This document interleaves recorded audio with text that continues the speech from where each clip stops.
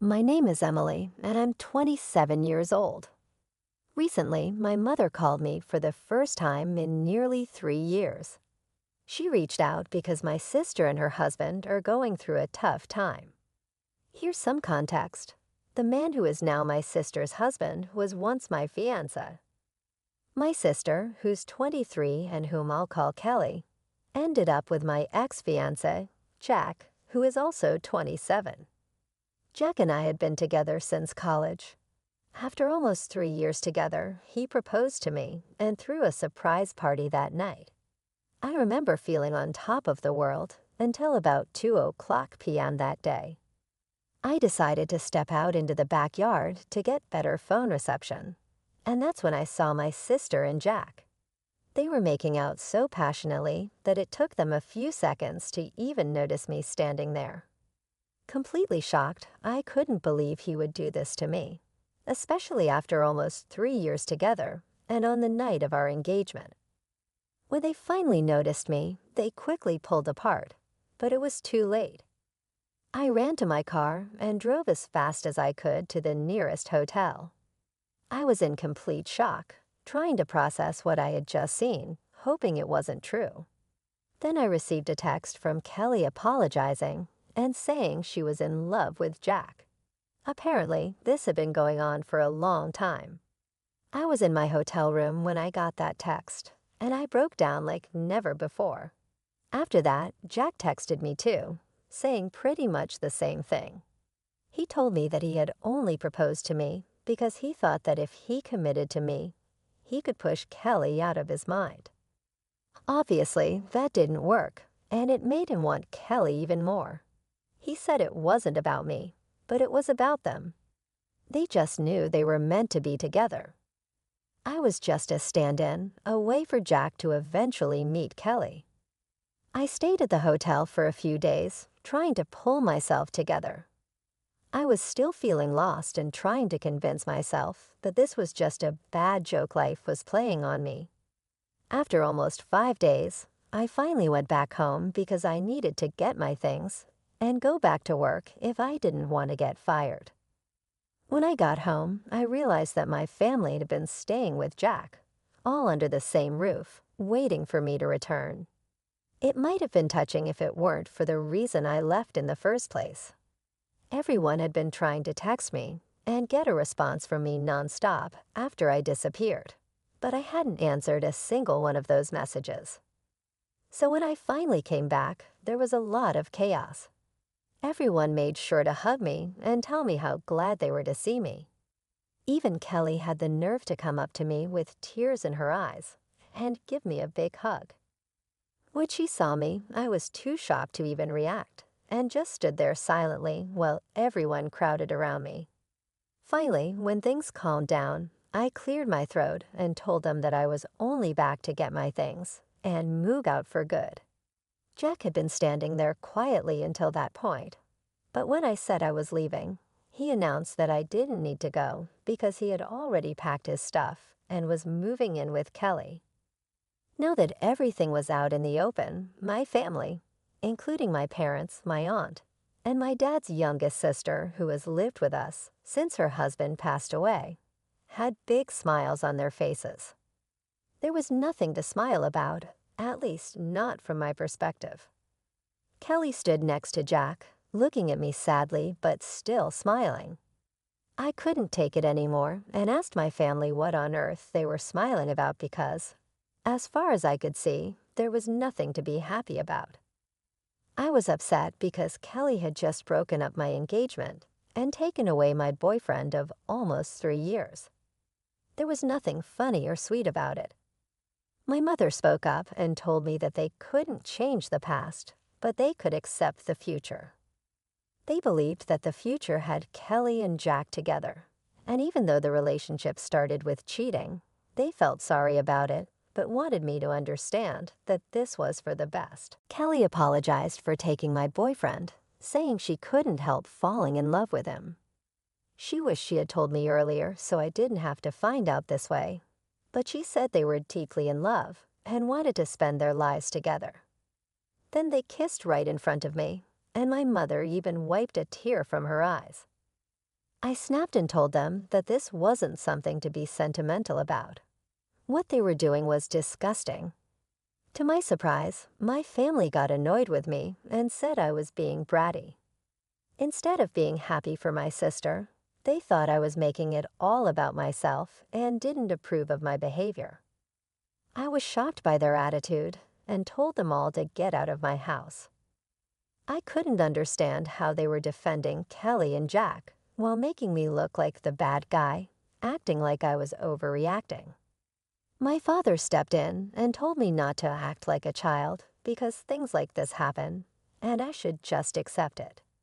He said I should be happy that my sister found her soulmate instead of being jealous. It felt like they were all acting crazy, and I couldn't deal with it anymore.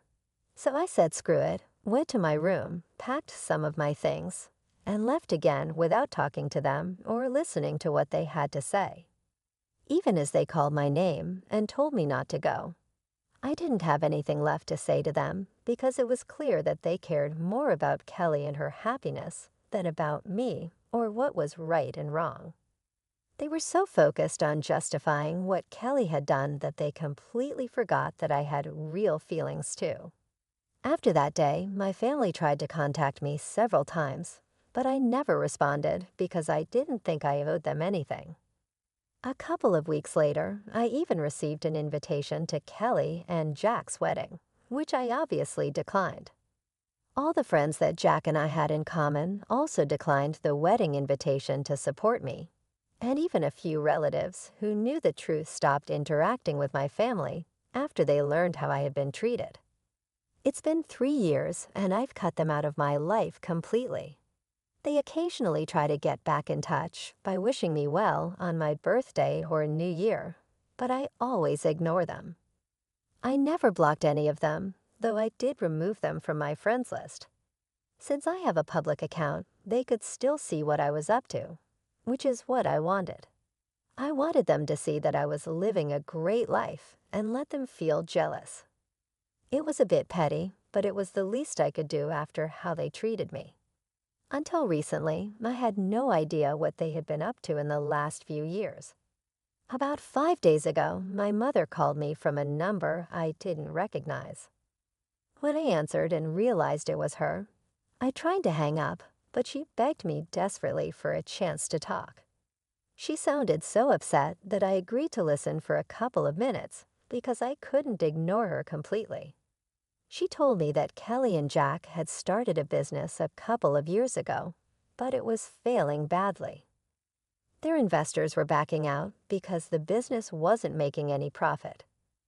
They borrowed more money, but even that didn't help, and now they were deep in debt. Loan sharks were after them, and they were being hounded by everyone from their employees to their investors and the people they had borrowed money from. I live a comfortable life and could afford to help them out, so my mother turned to me as a last resort, begging me to loan the money to pay off their debts. She wasn't asking for a small amount either. She wanted almost $95,000 to help Kelly and Jack. I asked why Kelly wasn't the one calling me if she needed help, and why she was making our mother speak to me instead. My mother explained that Kelly and Jack didn't even know she was asking me for help because they had told her not to. I guess they all still remembered what happened 3 years ago.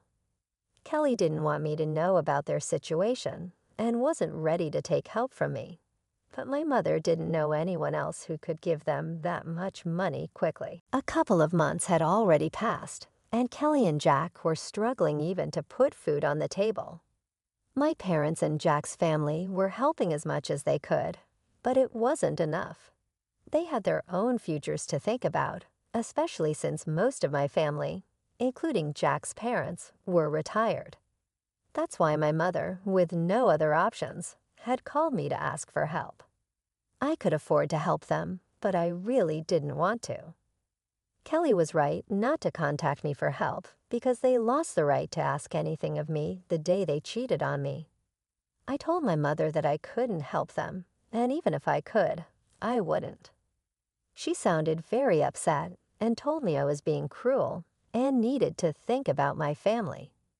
I reminded her that Kelly and Jack didn't think about me when they had their affair, and my family didn't think about me while they supported them. So I didn't see why I needed to think about them now. I had worked hard to get where I am today, and I wasn't going to just give away $95,000 to two people who didn't deserve it.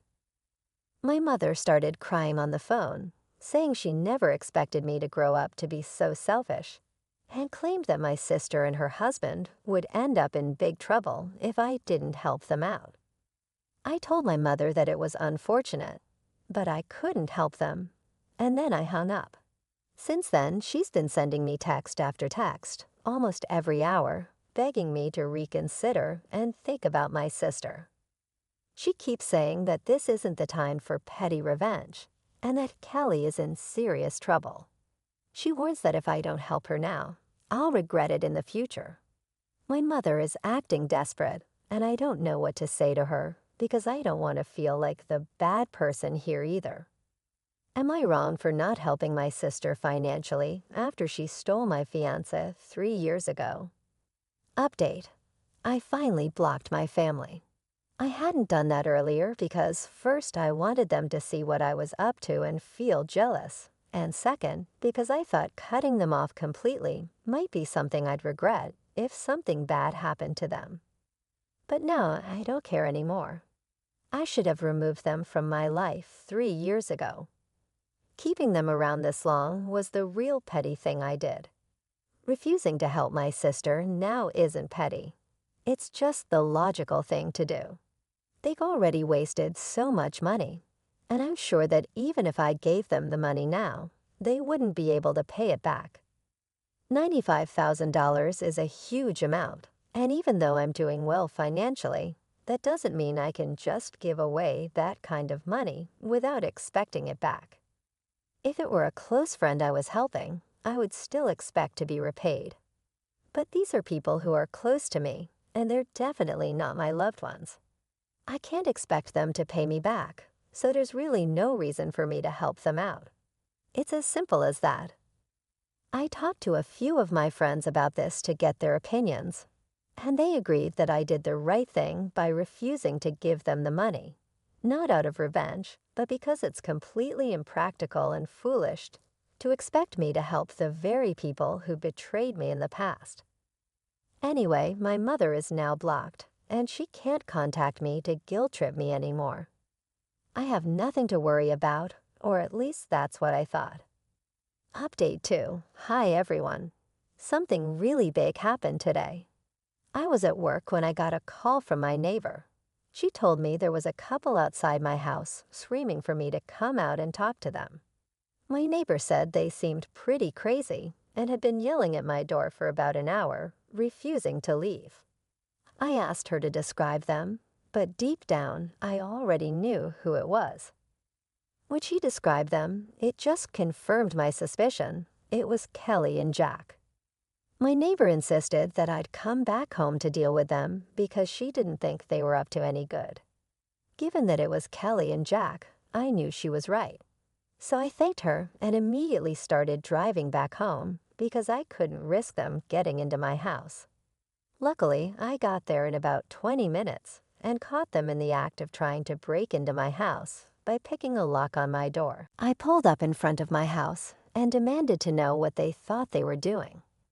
I tried to call the police right away, but Jack moved like lightning and knocked the phone out of my hand. Kelly walked over and said they were just there to talk and didn't want anything from me, at least not right now. I told them to make it quick and made it clear that they shouldn't expect me to invite them inside. Whatever they had to say would have to be discussed outside in the yard. They seemed okay with that, which was a relief, because I didn't think it would be a good idea to let them inside. They already seemed pretty hostile, and I didn't know what to expect. Kelly started talking and told me that our mother had informed her about the phone call and how I had ignored the texts that followed and even blocked them all. She said that the way I was behaving was very unfair, and that since it had been 3 years, I should really be over it by now. I was accused of being silly and dramatic just to get attention from my family. Kelly said she felt insulted because I refused to help them, and that's why she was there to talk to me. She mentioned that she had managed to arrange the money for now by selling their house and all their jewelry, but there was a strong chance she might need more in the future. She wanted to know that she could rely on me for help when that time came. I told her flat out that she couldn't and shouldn't count on me at all under any circumstances, because I hated her and her husband with a passion. I was so angry that I warned her it was taking all my self-control not to hit her at that moment, so it would be best if they just left. Jack shockingly demanded that they wouldn't go anywhere until I signed a document promising to give them money in the future whenever they needed it. I couldn't believe what I was hearing. I knew that such a document wouldn't be legally valid if I was forced to sign it under pressure, and they had to be out of their minds if they thought they could manipulate me into something like that. I told both of them to get out, but Kelly pushed me and said that I had to help them because I owed it to them since we were family. She said I couldn't just run away from my responsibilities like this. I was stunned that she actually pushed me, and I was tempted to slap her. But I held back because I knew that getting violent would only make things worse. Instead, I decided to grab my phone, which had fallen to the ground when Jack knocked it out of my hand earlier, and I made a run for it. I quickly climbed into my car and drove off without even checking my rearview mirror. Luckily, I hadn't turned off the engine when I had left the car, so it was still running, and I was able to get a head start on them. They didn't chase after me on foot, which was a relief, but they stayed at my house, which was unfortunate. Once I was at a safe distance, I decided to call the police and report what was happening. I drove back to my house just in time, arriving shortly before the police got there. Within about 25 minutes, they showed up, and I filled them in on everything that had happened. The police arrested Kelly and Jack and took them away. I knew the charges weren't that serious, and they'd probably get off easily, but it was still worth it because at least they were taken away, and I didn't have to deal with them anymore. A few hours have passed since then, and I haven't heard from anyone in my family, which is strange. I thought by now at least one of them would have tried to contact me from a different number, but they haven't. I'm guessing they're either over everything and won't try to get under my skin again, or they're just waiting for the right time to contact me later when things have calmed down a bit. Update 3. Hi. So my last update was about a week ago, and I had started to believe that my family was finally going to leave me alone after I called the cops on Kelly and Jack. But I was wrong. Even that didn't stop them from bothering me again. This time, it was my parents who showed up at my house asking if they could talk to me for a moment. This happened yesterday, and they seemed much less arrogant compared to Kelly and Jack, so I decided to let them in. As soon as my mother entered the house, she started crying and apologized for ever taking Kelly's side over mine. My father explained that after they learned Kelly and Jack were arrested because of their behavior, including physically pushing me, they couldn't see them the same way anymore. They had decided to cut them off. My mother kept crying the entire time she was there, while my father continued apologizing for siding with Kelly in the past when it was actually me who was the victim. I told my parents that while I appreciated them finally coming to their senses, it was too little too late to make things better. I had grown used to living my life on my own terms and didn't want to go back to putting my family before myself. As much as I appreciated their visit and apology, I couldn't promise to work on a relationship because, honestly, I didn't see any point in trying to salvage something that was already broken, even if it was with my parents. They protested a bit, saying that we could fix things if we really wanted to, but that was the problem. I didn't want to anymore. I just wanted to be by myself, free from the complications, and hurt of the past. I told them I respected their efforts, but I was done trying. They seemed a little disappointed, but eventually they left and asked if I could at least unblock them so they could keep in touch. I did unblock my parents, which feels a bit strange, but for now, that's where things stand. I'm not sure what the future holds, but I'm focusing on my own peace and well-being. Stay tuned for more updates on how things unfold.